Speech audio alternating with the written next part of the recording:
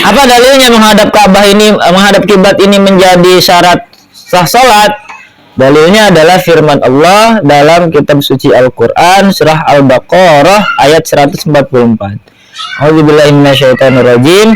Fawalli wajhaka syatral masjidil haram. Hadapkanlah wajahmu ke arah Masjidil Haram ketika sholat.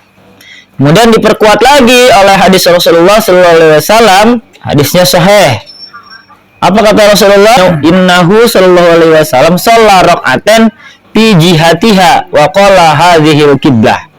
Sesungguhnya Nabi Muhammad sallallahu alaihi wasallam pernah salat 2 rakaat menghadap ke arah kiblat, lalu beliau bersabda, inilah arah kiblat. Ana manungsa sing sempurna, ra ana manungsa ora duwe dosa.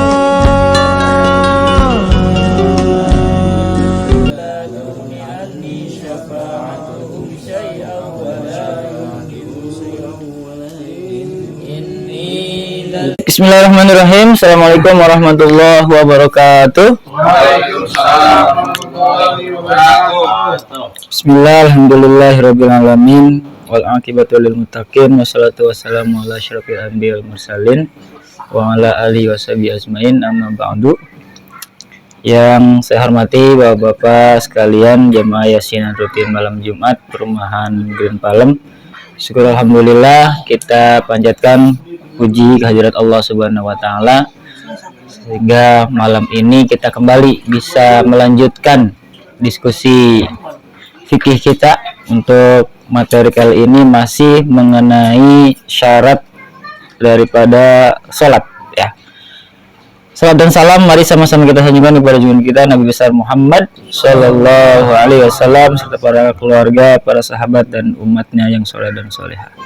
Kita awali dengan bertawasul kepada Rasulullah SAW, kemudian mendoakan sahibul hadil kitab, yakni Syekh Zainuddin bin Abdul Aziz Al-Malibari.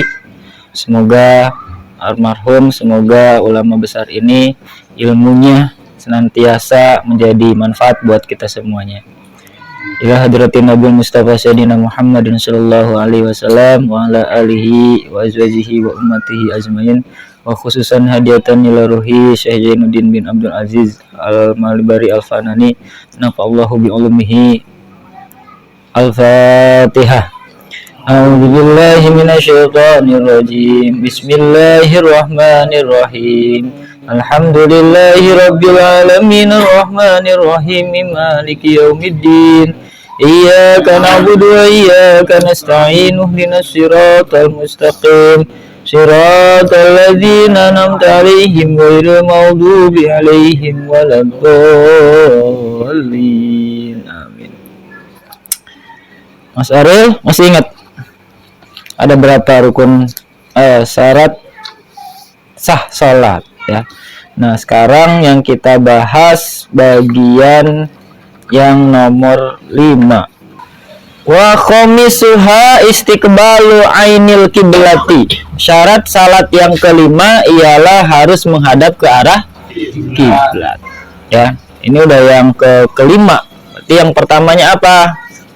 Untuk mengingat kembali, yang pertama itu adalah suci dari najis dan juga hadas. Yang kedua, suci juga lingkungannya, ya. Kemudian yang ketiga, menutup aurat. Yang keempat, mengetahui waktu sholat, jadi pada waktunya. Dan sekarang yang kelima, syarat yang terakhir yaitu harus menghadap ke arah kiblat. Ail Ka'bati yang disebut dengan kiblat itu adalah menghadap ke arah Ka'bah. Ka'bah adanya di mana? Di kota Mekah Al-Mukarramah, tanah kelahiran Rasulullah Shallallahu Alaihi Wasallam.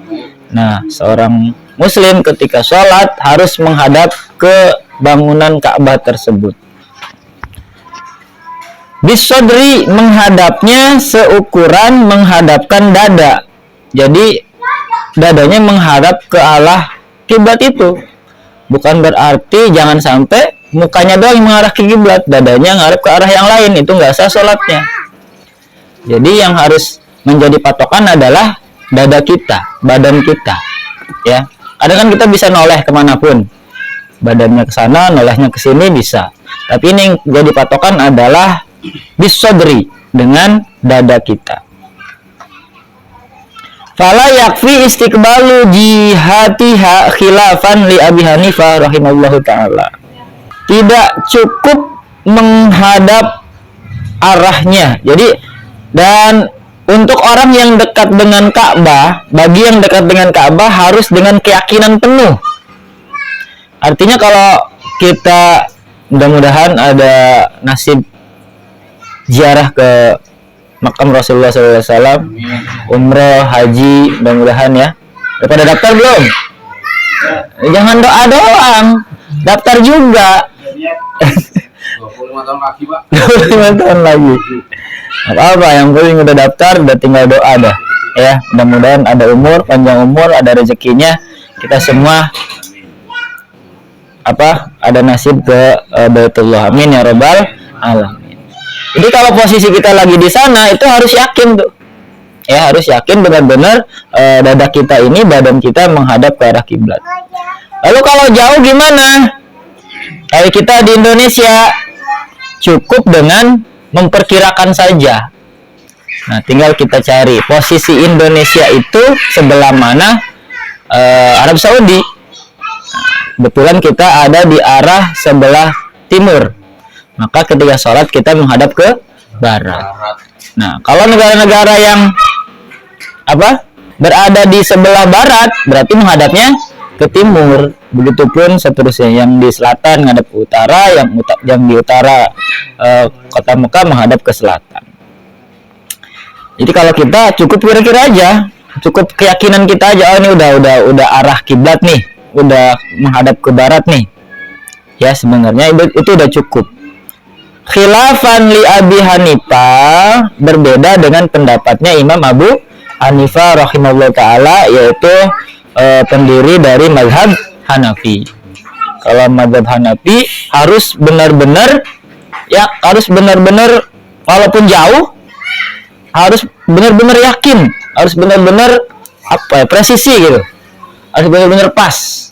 Nah, beda dengan mazhab yang selain Hanifah, Syafi'i, Maliki dan Hambali itu boleh sekira-kira menghadap ke Ka'bah kalau dari kejauhan. Apa dalilnya menghadap Ka'bah ini, menghadap kiblat ini menjadi syarat sah salat? Dalilnya adalah firman Allah dalam kitab suci Al-Qur'an surah Al-Baqarah ayat 144. A'udzubillahi minasyaitonirrajim. Fawalli wajhaka syatral masjidil haram. Hadapkanlah wajahmu ke arah Masjidil Haram ketika sholat. Kemudian diperkuat lagi oleh hadis Rasulullah SAW. Hadisnya sahih. Apa kata Rasulullah? Innahu sallallahu alaihi wasallam shalla rak'atan fi jihatiha wa qala hadhil qiblah. Sesungguhnya Nabi Muhammad SAW pernah salat 2 rakaat menghadap ke arah kiblat, lalu beliau berkata atau bersabda, inilah arah kiblat. Ma bainal masyriq wal maghrib kiblatun famahmulun li ahlil Madinah wa man danahum. Arah kiblat antara masyriq dan maghrib, hadis ini dimahmulkan kepada penduduk Madinah dan orang-orang dekat dengannya. Jadi orang-orang yang di Madinah antara masyriq dan maghrib. Masyriq itu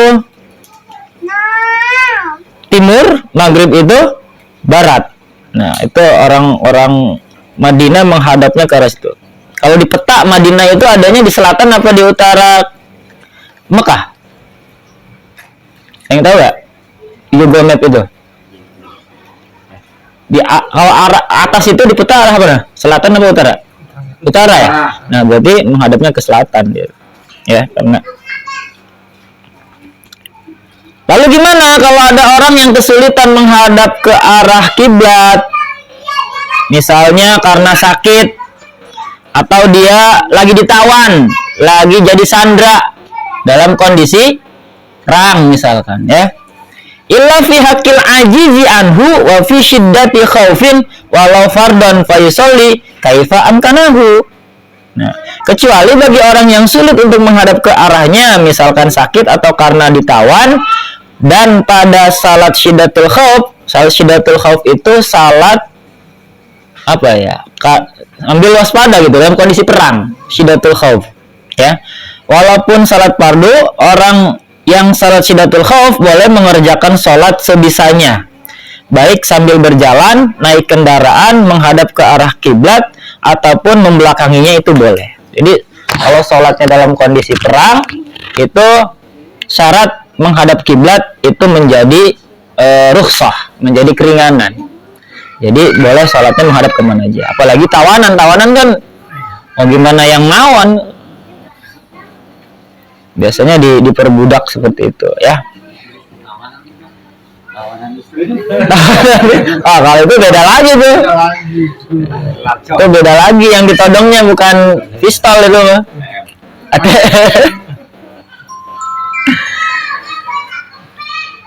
Masya'an wa raqiban mustaqbilan mustadbiran kaharibin min harikin wa sailin wa subu'in wa hayatin wa minadain inda i'sari wa khaufi abasin. Begitu juga orang yang berusaha lari dari kebakaran, lari dari banjir, lari dari binatang buas, contohnya lari juga seperti dari ular, kejaran orang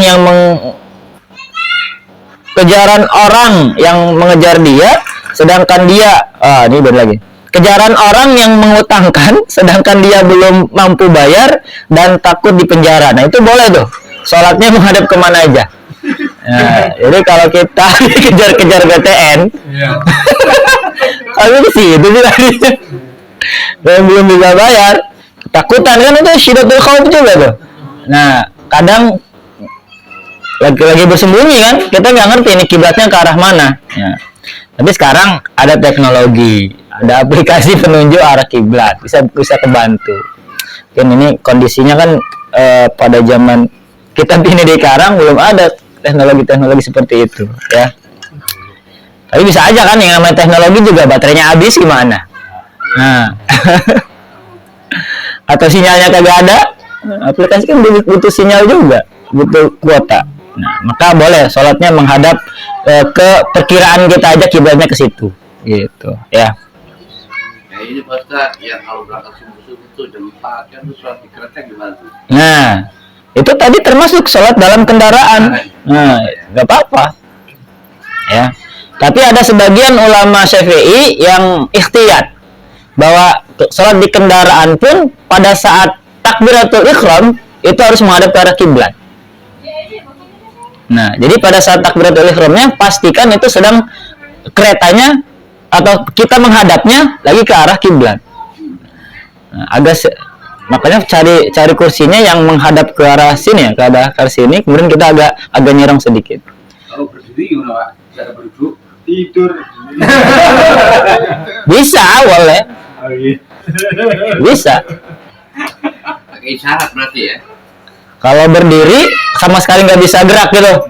Ya ini kita berdiri lah nggak. Intinya nggak dapat kursi. Nggak dapat kursi.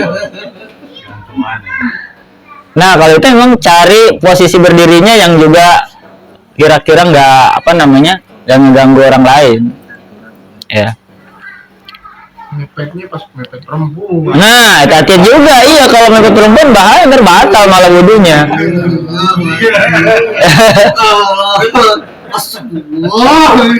Dikirain sama musuh. Iya.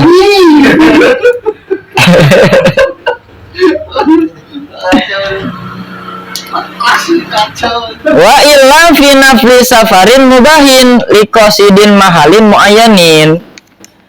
Tidak termasuk atau harus menghadap kiblat bagi salat sunnah dalam perjalanan yang mubah bagi orang yang menuju tempat tertentu. Kalau salatnya salat sunnah, ya, dia dalam kondisi di perjalanan, tadi di kendaraan, itu ya, salatnya salat sunnah, boleh menghadap kemana aja.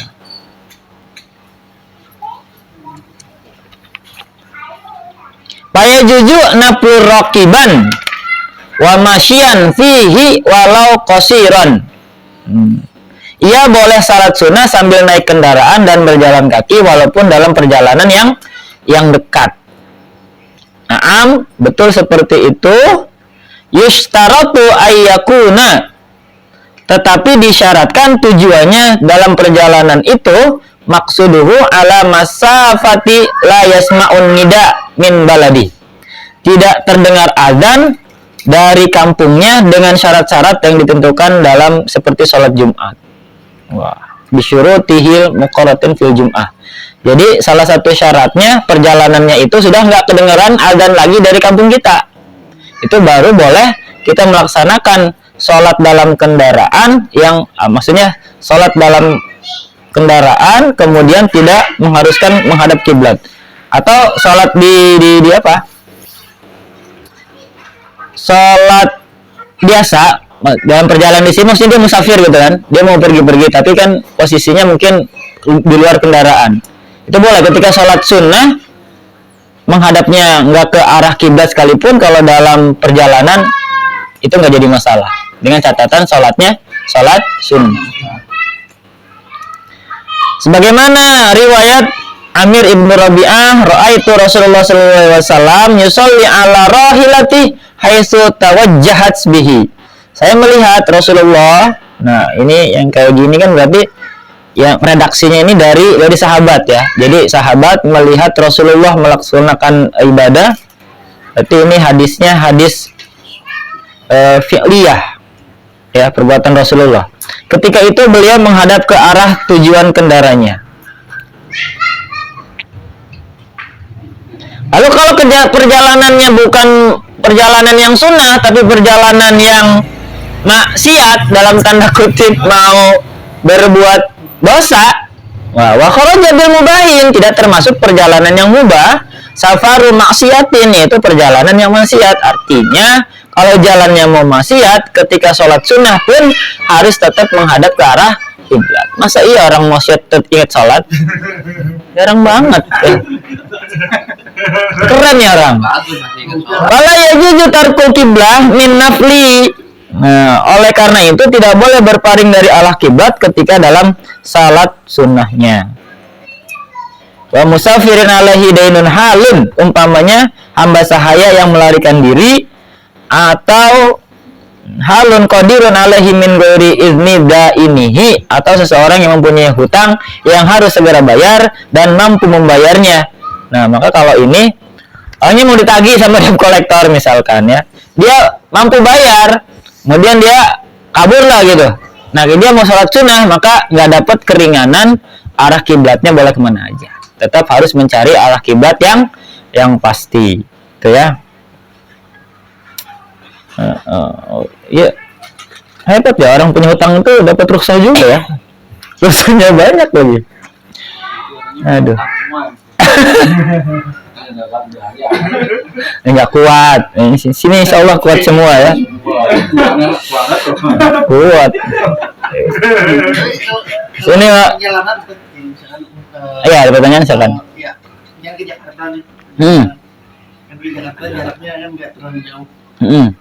Nah itu misalnya kelewat nih maghrib, keburu isya, waktu isya, itu gimana? Kita tetap sholat maghrib apa digabungin maghrib sama isya? Lagi di perjalanan naik kereta bisa. Jakarta nih. Perjalanan macet. Iya. Keburu maghrib keburu habis. Cuma udah masuk isya. Itu kita digabungin ke isya apa tetap sholat maghrib lalu sholat isya? Pas jalan itu udah masuk maghrib belum? Pas mau berangkat? Iya udah Jalan masyarakat. Ya di perjalanan masih kan lama tuh. Katanya berhenti dulu. Intinya macet lah gitu. Nggak keburu. Ya ditarik ke isya aja di jama takhir. Di jama takhir, tapi dengan catatan ketika masuk waktu maghrib itu di hati kita ada azam, ada niatan salatnya, sholat maghribnya nanti aja ditarik ke isya. Itu masuknya ke di jama takhir. Boleh kalau maghrib kan nggak bisa dikosor ya. Yang bisa dikosor itu sholat yang 4 rakaat. Nah, berarti sholat maghrib dulu, baru sholat isya. Atau sahibul waktu dulu diutamakan, sholat isya dulu, baru sholat maghrib. Iya. Jadi 4 tambah 3, 7 rakaat. Kenapa? Iya, maksudnya bisa dijamak gitu. Ya, asal zuhur bisa dijamak 22. Jadi yang tadinya harusnya 8 tinggal 4. 5 sama 3 jangan digabung sama subuh.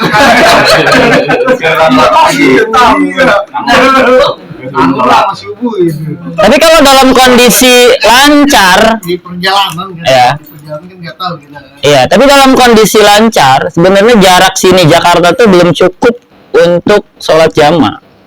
Karena minimal 81 kilo. Sini Jakarta tuh cuma 40 kiloan kan. Tapi karena kondisinya tadi macet ya, kondisi nah kita nggak pernah bisa duga, nah itu ada rukhsah lagi gitu. Ada. Memang nggak niat. Lanjut ya. Wajibu ala masyin. Nah, wajib bagi orang yang bepergian jalan kaki, apa yang diwajibnya? Itmamu ruku'in wa sujudin li suhulatin dalika alaihi. Wajib menyempurnakan ruku dan sujudnya sebab yang demikian itu mudah. Jadi kalau orang yang bepergiannya jalan kaki gitu kan, ketika mau sholat ya maksudnya gini, ada orang sholat sambil jalan, boleh ketika dalam perjalanan itu. Nah, kalau dia kondisinya jalan kaki, ketika ruku, itu rukunya ya harus sempurna kayak orang yang sholat diem gitu. Jadi, tentu dengan kondisi memperhatikan keamanan. Belum pernah ya, tapi emang ribet sih prakteknya. Maka lebih afdal ya kita cari masjid dah. Karena kan banyak. Gunung itu bisa dipraktekkan gimana ya? Bisa. Karena kan kalau nggak jalan kan kemungkinan gelap atau apa gitu kan? Nah, bisa. Jadi dalam kondisi sholat jalan sambil jalan kaki itu ruku dan sujudnya harus sempurna. Jadi harus diam dulu kita ruku, tidak sambil jalan. Terus itu mau sujud berhenti lagi sujud. Itu metode perang berarti itu mah. Kondisi darurat. Enggak pernah nyari KKB nih gitu. KKB. Sono ke Papua. Taruh sujud. Lalu kalau dalam kendaraan gimana? Nah, wa ala raqibin imaun bihima wastiqbalu fihima wa fitaharrumi wa julusin bainas sajadatain. Kalau bagi orang yang naik kendaraan, ruku dan sujudnya dengan isyarah saja. Dengan menganggukkan kepala ke bawah ketika ruku dan ketika sujud lebih bawah lagi. Jadi prakteknya ini di kereta nih ya. Ketika ruku ya kita kira-kira segini. Nah, ketika sujud harus lebih rendah dari tadi. Jangan sama, tapi harus lebih rendah lagi. Berarti kalau rukunya segini, sujudnya harus lebih rendah lagi. Nah, lihat lah. Nah, diciduk ini lagi apa namanya? Security kereta ya. Udah ngeliat ya? Udah ngeliat itu sujudnya gini. Terus gak lama bangun. Udah ke samping, kaget juga. Mau tidur, bukan sholat. Mau tidur, ngantuk kan lagi sholat. Ini kalau kondisinya di kereta kita dapat duduk ya. Cukup isyarat ini. Kirain sujud ya.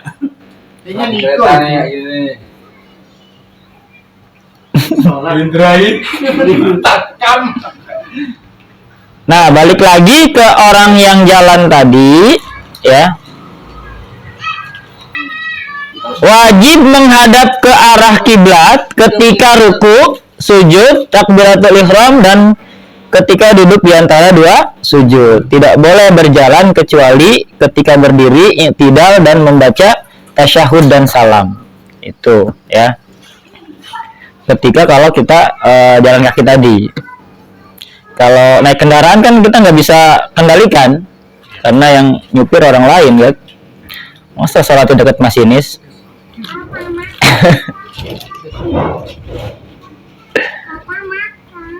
Wa yahrumu inhirafuhu anistiqbali saubi maksadihi amidan aliman mukhtaran ilal qiblah. Haram baginya apabila sengaja berpaling dari arah tujuannya dan dia mengetahui haramnya serta atas kehendak sendiri kecuali ke arah kiblat. Maksudnya, ketika salat sunnah dalam perjalanan diwajibkan menghadap ke arah kiblat hanya ketika takbiratul ihram, ruku, sujud, dan ketika duduk di antara dua sujud. Selain itu, ia boleh menghadap ke arah mana saja, gitu. Jadi, ketika kita sholatnya sambil jalan tadi, yang wajib menghadap kiblat itu pertama takbiratul, yang kedua ruku, kemudian sujud, dan duduk di antara dua sujud. Baca Rabbing Firli itu. Nah, sisanya itu boleh menghadap kemana saja. Termasuk salamnya, Pak. Ya, termasuk ketika salam. Nah, memang prakteknya ribet ini. Kita ambil mudahnya saja ya, ketika dalam musafir ya mampirlah ke masjid. Atau sekarang masjid sudah di mana? Mana ada. Nah, mungkin kitab ini dibuat ketika masjid masih jarang. Ya. Susah.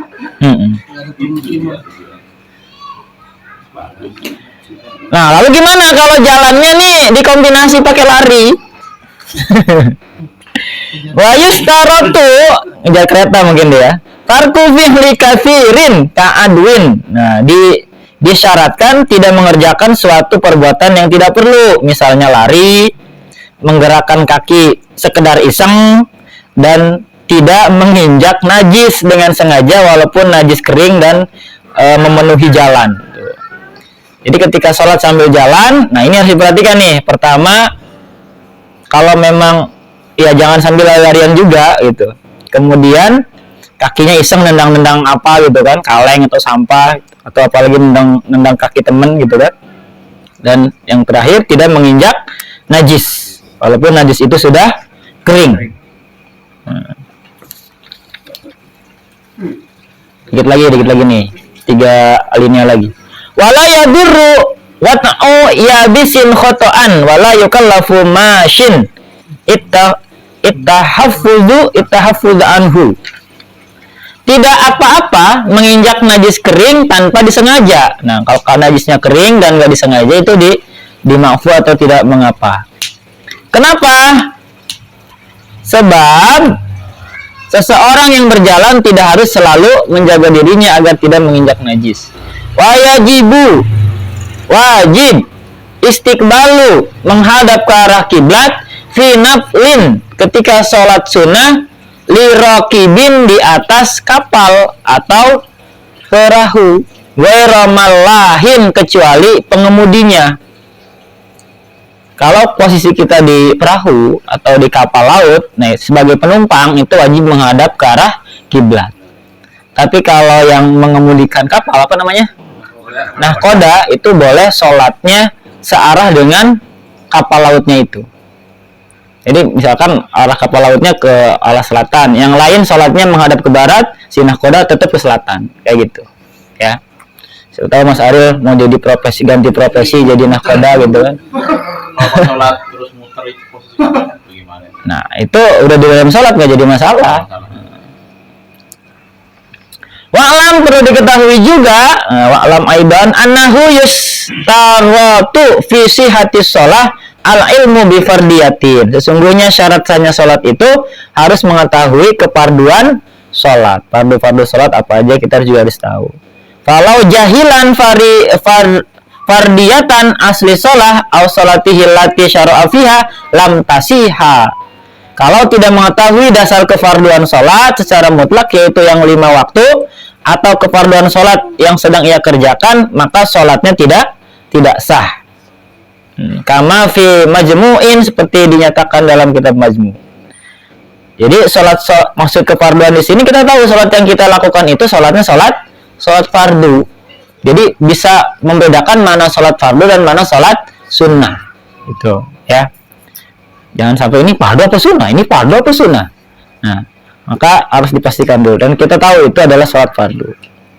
Kemudian wa tamyizu furudiha, wajib dapat membedakan antara fardu-fardu sholat min sunaniha dan sunah-sunahnya sholat. Nah, berarti kalau ini kita harus belajar tentang rukun sholat. Nah, ada yang masih tahu rukun sholat ada berapa? Kalau ulama dulu tuh apik tuh, ada salawatannya gitu kan. Kalau dalam bahasa Jawa Tangerang tuh niat takbir ngadeg maca Fatihah rukutumanina yang tidak tumanina sareng sujud tumanina lunggu tumanina lunggu akhir tahiyat akhir salawat Nabi tertib mualat hale salam ingkang dingin. Nah, itu rukun-rukun salat tuh. Ulama kita cerdik tuh. Kalau disatu-satuin ribet. Tapi kalau disalawatin gitu, nah saya dulu dapetnya waktu MI tuh. Sekarang masih inget. Ya, karena pakai nalbam jadi melekatnya lama gitu, ya. Kalau diterjemahkan bahwa rukun salat itu ada yang bilang 13, ada yang bilang 17. Kalau yang bilang 13, ada yang digabung. Kalau yang bilang 17, semuanya dipisah. Pertama, niat. Kemudian, takbiratul ihram. Kemudian, posisinya berdiri. Niat, takbir. Yang ketiga, ngadeg. Ngadeg itu berdiri. Buat yang mampu. Kemudian, baca Al-Fatihah. Jadi, Al-Fatihah itu wajib. Kemudian, ruku. Ya, tumaninah. Nah, ada yang menggabungkan tuh ruku dan tumaninahnya. Tumaninah itu apa? Diam sebentar. Seberapa lama? Seukuran kita mengucapkan subhanallah. Ya. Jadi subhanallah bangkit lagi itu udah cukup. Tapi ulama kita apik. Diajarin kita supaya mengucapkan subhana rabbiyal a'la wa bihamdi. Berapa kali biasanya? 3 kali. Itu udah lebih dari cukup. Bahkan sekalipun cukup sebenarnya. Tapi biar afdal 3 kali. Jadi sunnahnya 3 kali. Kemudian i'tidal dengan tumaninahnya juga, itu yang wajib. Habis i'tidal, sujud. Ya, sujud yang pertama. Kemudian duduk di antara 2 sujud. Kemudian itu semua pakai tumaninah tuh. I'tidal pakai tumaninah, sujud pakai tumaninah, duduk di antara 2 sujud juga pakai tumaninah.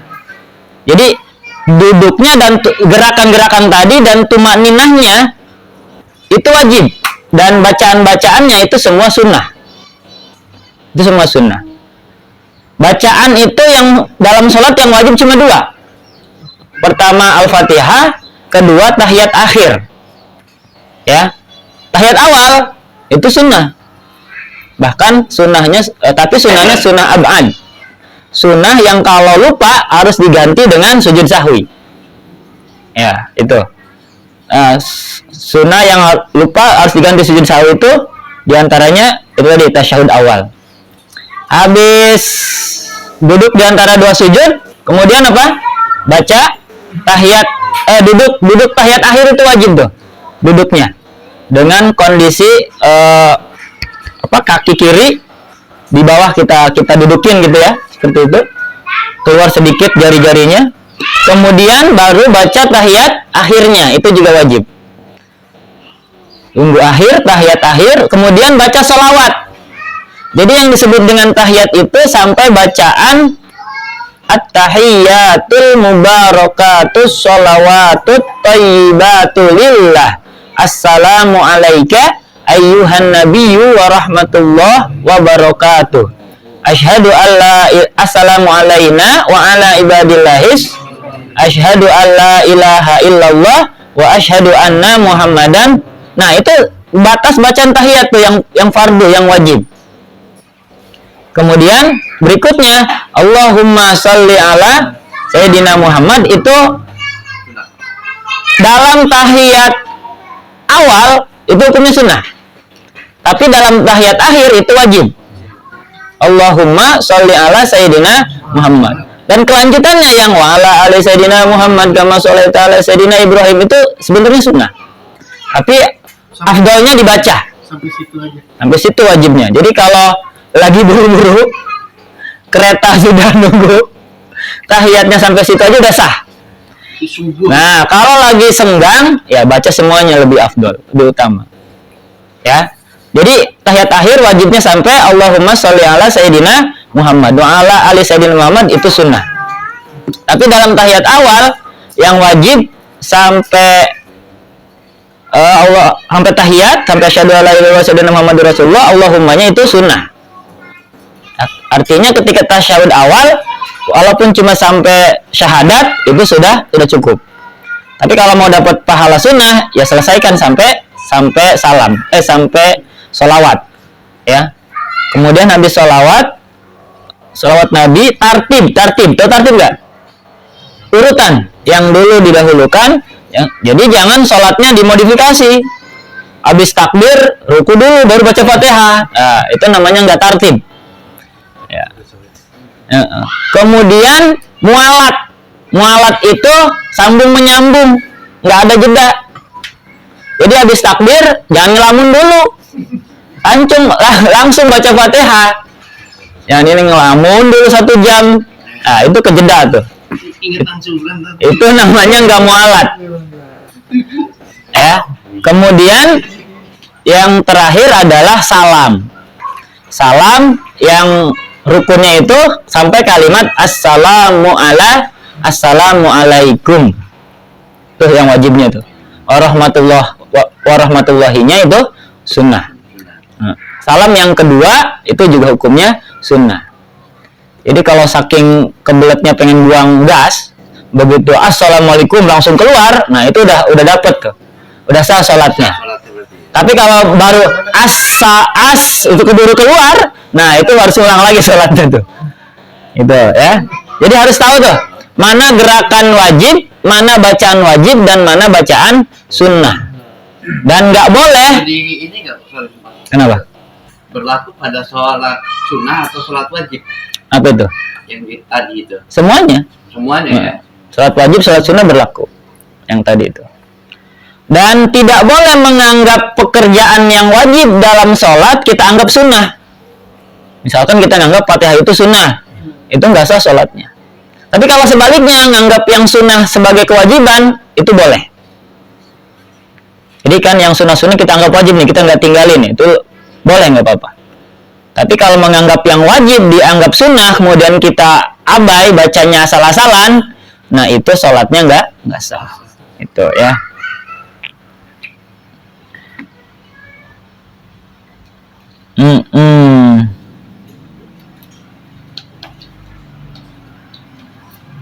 Nah, sampai situ mungkin dicukupkan.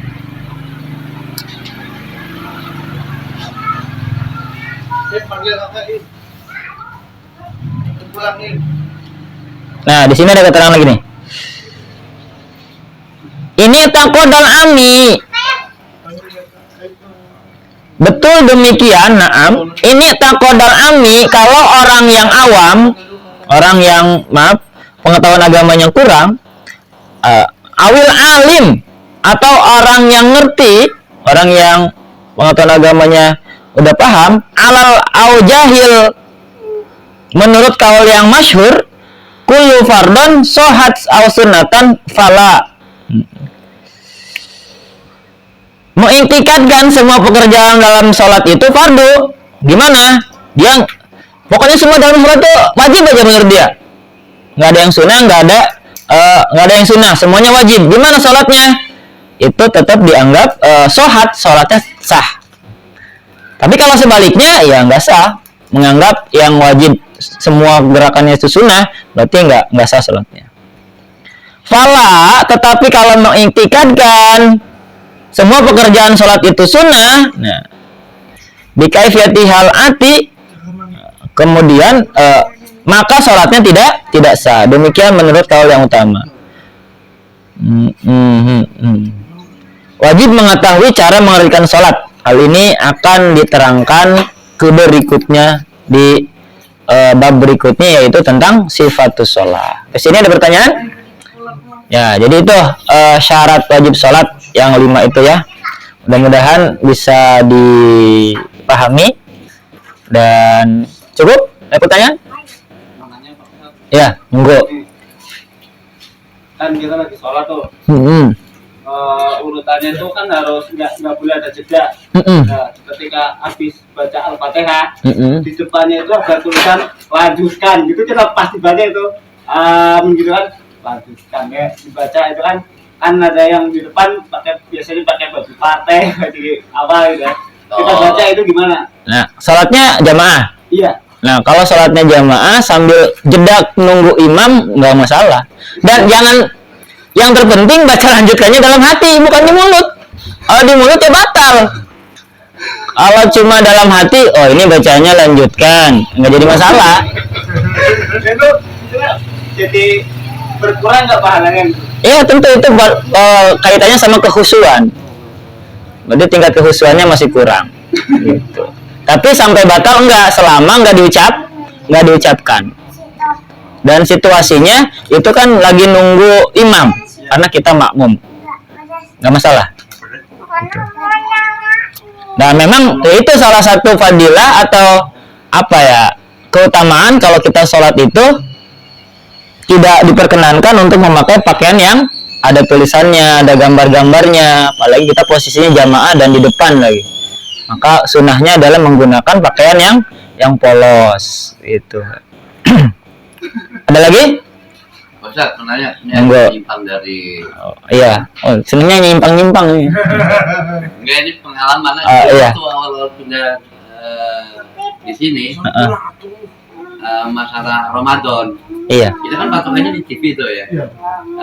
Pas begitu di TV ada, kita langsung buka gitu loh. Sampai baru sadar ternyata ada perbedaan waktu antara TV itu kan dari Jakarta dan sekitarnya. Itu ada 1 sampai 2 menit. Baru di sini masuk maghrib. Iya. Itu gimana tuh? Nah, Udah 1 bulan pun kita jalan ikut patokan Jakarta, waktu Jakarta ternyata di sini belum waktu maghrib, itu udah besar. tapi kan tadi kata Bapak nggak tahu. Nah iya. Nggak tahu ada perbedaan itu.